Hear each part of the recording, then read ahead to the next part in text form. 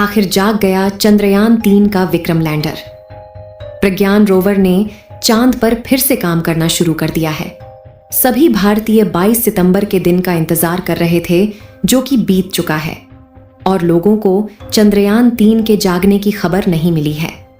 ऐसे में लोगों के मन में काफी ज्यादा सवाल उठने लगा है कि क्या चंद्रयान-3 का विक्रम लैंडर जाग उठा है या फिर चांद पर पड़ रही कड़कती ठंड में नष्ट हो चुके हैं। इन सभी सवालों के सटीक जवाब जानने के लिए बने रहे वीडियो के अंत तक। आज के इस वीडियो में हम आपको सही और सटीक जानकारियां देने वाले हैं, क्योंकि चांद पर रात के समय का तापमान लगभग -250 डिग्री सेल्सियस के करीब पहुंच जाता है। ऐसे में विक्रम लैंडर का सरवाइव कर पाना पहले से ही बहुत मुश्किल माना जा रहा था, लेकिन फिर भी इसरो के वैज्ञानिकों ने बताया था कि अभी चंद्रयान-3 को सुला दिया गया है और जैसे ही 22 सितंबर होगी उस दिन चंद्रयान-3 के विक्रम को जगाने का प्रयास किया जाएगा। लेकिन जिस दिन का करोड़ भारतीय बेसब्री से इंतजार कर रहे थे, वह दिन बीत चुका है। इसरो के वैज्ञानिकों ने चंद्रयान-3 के विक्रम लैंडर को रेडियो सिग्नल भेजना शुरू कर दिया है।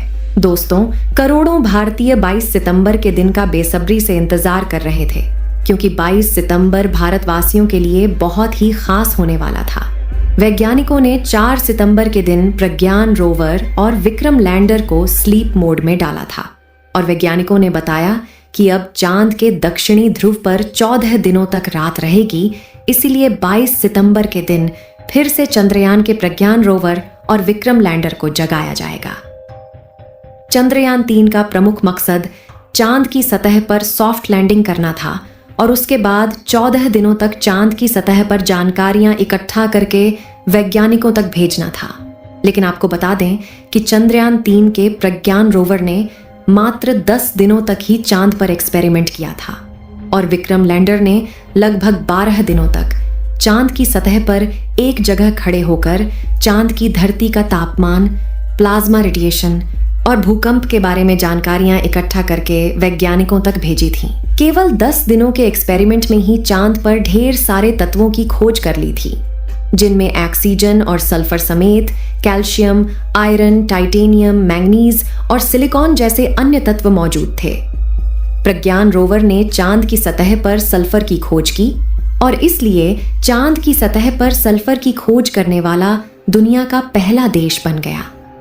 चंद्रयान-3 का एक और बड़ा मकसद था, जो कि चांद पर पानी की खोज करना था, लेकिन जैसा कि आपको मालूम होगा कि चंद्रयान-3 के प्रज्ञान ने चांद की सतह पर पानी को नहीं ढूंढ पाया था, क्योंकि प्रज्ञान रोवर को लगभग 14 दिनों तक काम करना था, लेकिन इसमें केवल 10 दिनों तक ही काम किया, और इस समय यह विक्रम लैंडर से लगभग 105 मीटर की दूरी पर उपस्थित है, लेकिन इसे कम से कम 500 मीटर तक की दूरी पर जाकर रिसर्च करना था। इस समय हमारे चंद्रयान का विक्रम लैंडर और प्रज्ञान रोवर दक्षिणी ध्रुव पर मौजूद है। चांद की दक्षिणी ध्रुव पर 22 सितंबर के दिन सुबह होना शुरू हो गई थी, और इस समय चांद की दक्षिणी ध्रुव पर उजाला हो गया है, और चांद की किरण भी प्रज्ञान रोवर और विक्रम लैंडर के सोलर पैनल पर पड़ने लगी है। आप सोच रहे होंगे कि विक्रम लैंडर जाग चुका होगा, लेकिन आपको बता दें, ऐसा नहीं है। अभी भी चांद की धरती पर गहरी नींद में सो रहा है। इसका सबसे बड़ा कारण यह है कि इसरो के वैज्ञानिक 22 सितंबर के दिन चंद्रयान-3 के सिग्नल भेजने का इंतजार कर रहे थे। वैज्ञानिकों को इसका इंतजार था कि अगर विक्रम लैंडर चांद पर -250 डिग्री सेल्सियस की कड़ाके की ठंड से बचा होगा, तो वह हमारे पास खुद ही सिग्नल भेजेगा कि हम अभी भी सही सलामत बचे हुए हैं। लेकिन वैज्ञानिकों का 22 सितंबर का इंतजार भी खत्म हुआ, लेकिन विक्रम लैंडर ने कोई भी सिग्नल नहीं भेजा। आपको बता दें कि इसका मतलब यह नहीं है कि चंद्रयान-3 का विक्रम लैंडर कभी भी नहीं जागेगा। जैसा कि हमने बताया कि चांद पर 14 दिनों की रात होती है, जिसके कारण वहां का तापमान काफी ज्यादा घट जाता है, और 14 दिनों में लगभग घटकर -250 डिग्री सेल्सियस तक पहुंच जाता है।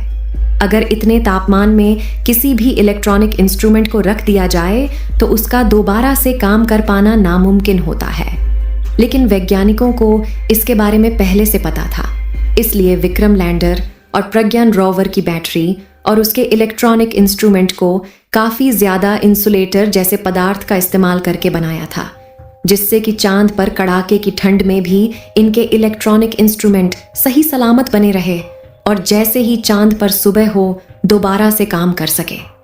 चांद पर 20 सितंबर के दिन सुबह हो गई थी और 22 सितंबर के दिन चांद थोड़ा थोड़ा धरती से दिखना भी शुरू हो गया था।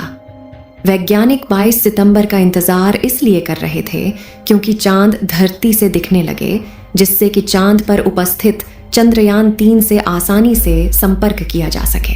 लेकिन आपको बता दें कि वैज्ञानिकों ने 22 सितंबर के दिन चंद्रयान 3 को सिग्नल नहीं भेजा।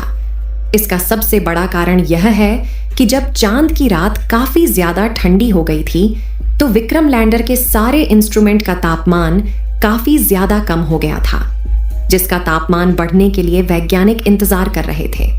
लेकिन इस समय विक्रम लैंडर और प्रज्ञान रोवर का टेम्परेचर सामान्य हो चुका है और वैज्ञानिकों का चंद्रयान 3 के विक्रम लैंडर से संपर्क करने का प्रयास जारी है।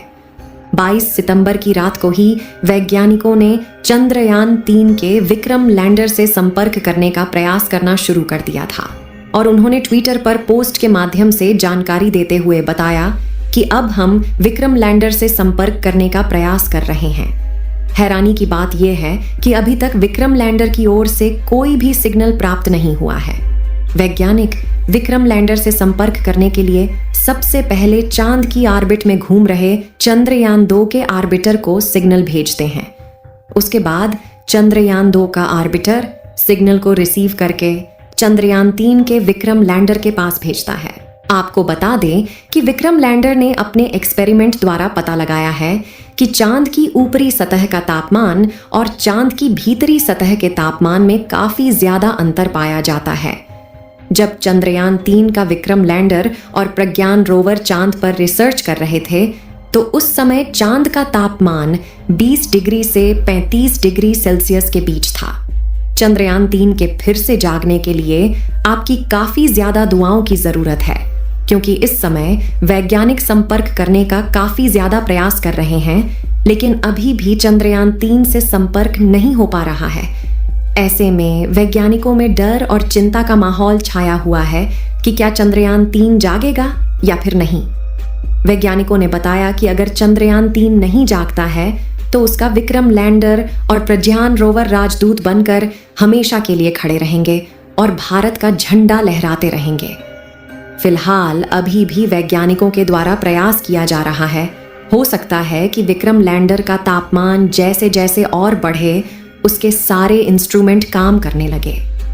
आप सभी लोग चंद्रयान 3 के दोबारा से चलने की दुआएं कमेंट बॉक्स में करते रहे, क्योंकि अब चंद्रयान 3 का जागना काफी ज्यादा मुश्किल माना जा रहा है।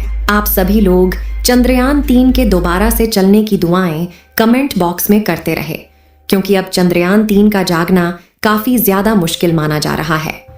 इस वीडियो को एक लाइक जरूर करें और अपने मित्रों तक इस वीडियो को शेयर करें ताकि उन्हें भी जानकारी मिल सके, और अपने भरोसेमंद चैनल को सब्सक्राइब जरूर करें और बेल आइकन को ऑल पर सिलेक्ट करना बिल्कुल ना भूलें। मिलते हैं किसी और नॉलेजेबल वीडियो के साथ। वीडियो को अंत तक देखने के लिए धन्यवाद।